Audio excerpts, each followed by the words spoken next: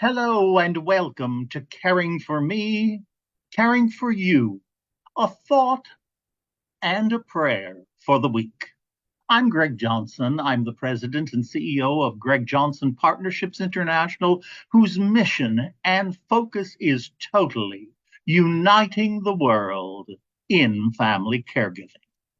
I am also a private counselor and therapist based here in New York, but my work, obviously, in this day and age is both in person and online. And my focus in the counseling has been, of course, family caregiving, grief, addiction, and spiritual direction. If you're in need of that, I would be delighted to talk with you on that privately. I can be reached at Greg GJ. Now I have to get this correct. Greg Johnson at gjp-international.com. Once again, Greg Johnson at gjp-international.com. Feel free to reach out. In the world of family caregiving and in the worlds of recovery, there is a phrase we often hear, and that is pieces of you and pieces of me put us all back together. And nothing could be more true, for it's in your sharing and in my sharing that we hear things that help us on our journey. Now, this past week, I had two persons with whom I'm working privately who are going through some very difficult moments. One through a radiation situation and another through a surgery situation. And each of them reminded me of something that I learned 20 years ago, probably more now, when I first had the post-polio strokes. A very noted clergyman and a very dear friend, the Reverend Dr. Arthur Caliandro, came to visit me. And he said, Greg, you know, a lot of people are praying for you. Are you spending time receiving those prayers? And I had to admit that gratefully, yes, I had received them. I knew about it. I was thankful when people wrote and said that they were praying, and I asked for prayers. But did I sit quietly and receive those prayers? And the answer was no. That day, my life changed greatly. Because after he left, I took that quiet time, and I have taken it again and again and again.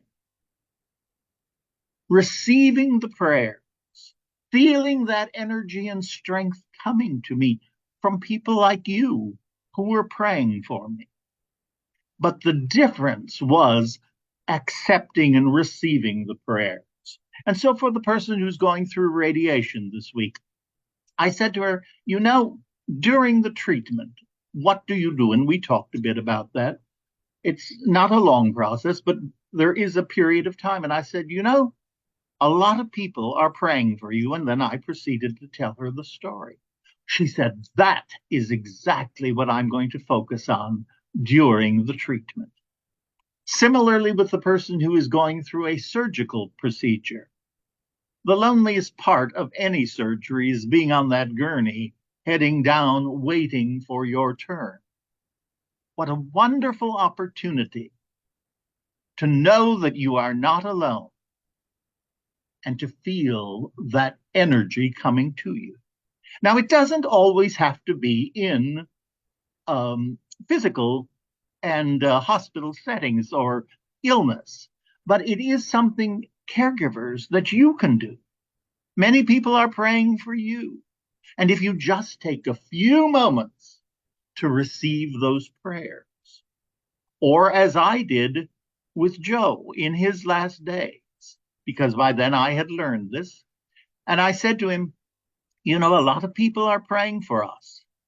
Let's just sit together. We'll hold our hands and we'll receive those prayers. I'll mention a name, you mention a name, your sister, my sister, other people in our families, friends from the church, friends from AA, and we just quietly received those prayers, saying thank you and a name. Thank you and a name. It's a great blessing.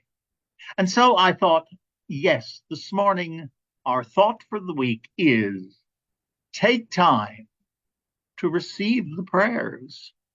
They are great, great blessings. And now this morning, I'm going to share with you a prayer that has recently come into my life. I purchased a prayer book, and this prayer was in it. And it has been the most powerful and beautiful prayer. I have shared it with many friends, and I share it with you today.